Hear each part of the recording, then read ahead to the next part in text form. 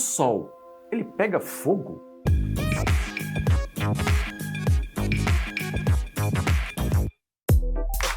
Fala, amantes da engenharia!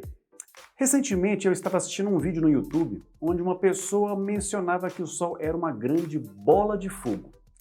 Isso me chamou a atenção por alguns motivos. Primeiro, para quem conhece a composição do Sol, sabe que ele é formado principalmente de hidrogênio e hélio. Segundo, para termos fogo propriamente dito, nós precisamos do que chamamos de triângulo do fogo, onde temos que ter o combustível, que no caso do Sol, o hidrogênio pode servir, precisamos de calor, que isso temos em abundância no Sol, mas precisamos de um comburente. E o Sol, sendo formado por hidrogênio e hélio, e sabendo que o hélio é um gás nobre, ou seja, não reage com esse hidrogênio, ele não pode ser um comburente. Então fica a pergunta, o Sol pega fogo?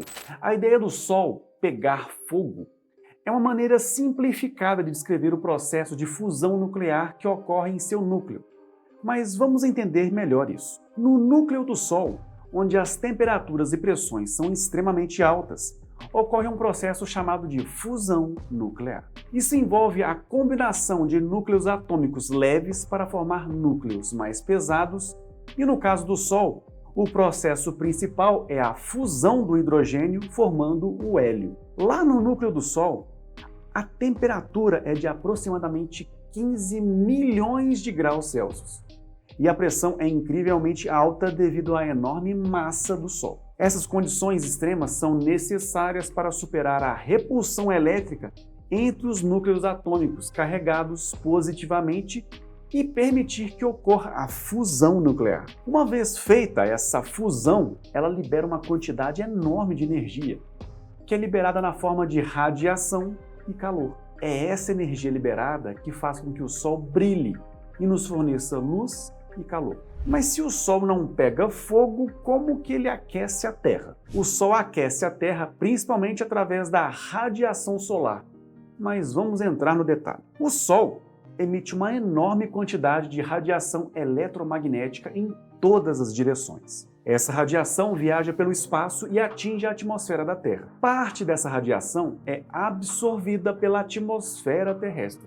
Certos gases na atmosfera, como o dióxido de carbono e o vapor d'água, absorvem parte dessa radiação, o que contribui para o aquecimento da atmosfera. Alguma radiação solar é refletida de volta para o espaço, pela atmosfera e por superfícies terrestres, como nuvens, gelo e superfícies claras, como as regiões polares. A maior parte da radiação solar que atinge a Terra é absorvida pela superfície terrestre, incluindo os oceanos, as massas terrestres e as áreas vegetadas. Esta absorção da radiação solar faz com que a superfície da Terra aqueça. Só que no caso da Terra, além da radiação solar direta, a Terra também é aquecida pelo que chamamos de efeito estufa. Certos gases na atmosfera terrestre, como o dióxido de carbono, o metano e o vapor d'água, absorvem parte da radiação térmica emitida pela superfície terrestre e a reemitem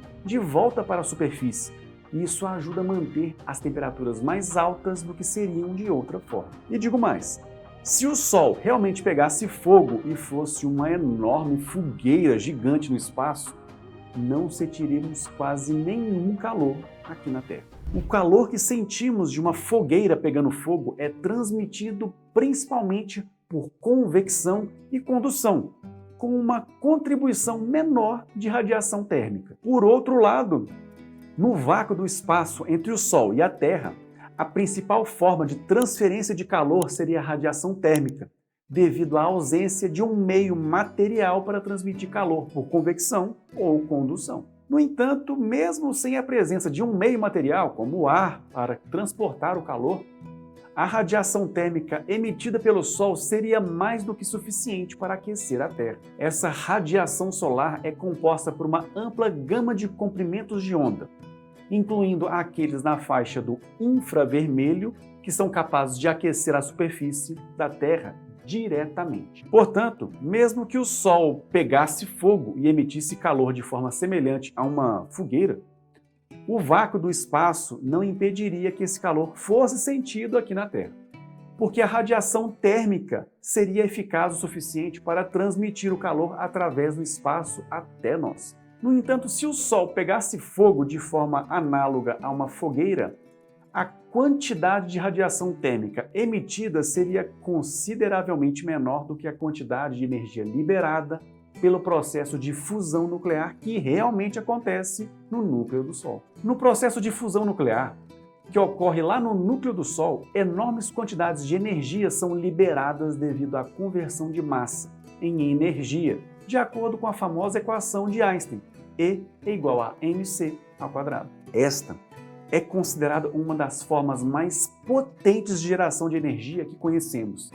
E não é à toa que desejamos tanto conseguir reproduzir a fusão nuclear para gerar energia aqui na Terra.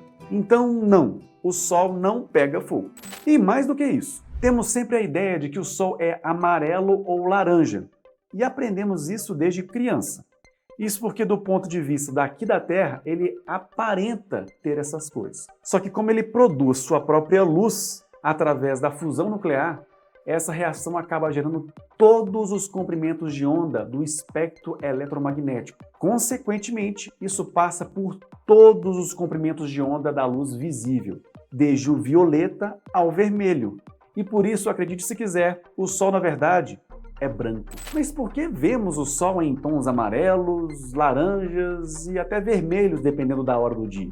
Bem, quando a luz produzida pelo Sol atinge a atmosfera do nosso planeta, alguns comprimentos de onda menores, como o violeta e o azul, são dispersados pelas pequenas partículas da nossa atmosfera,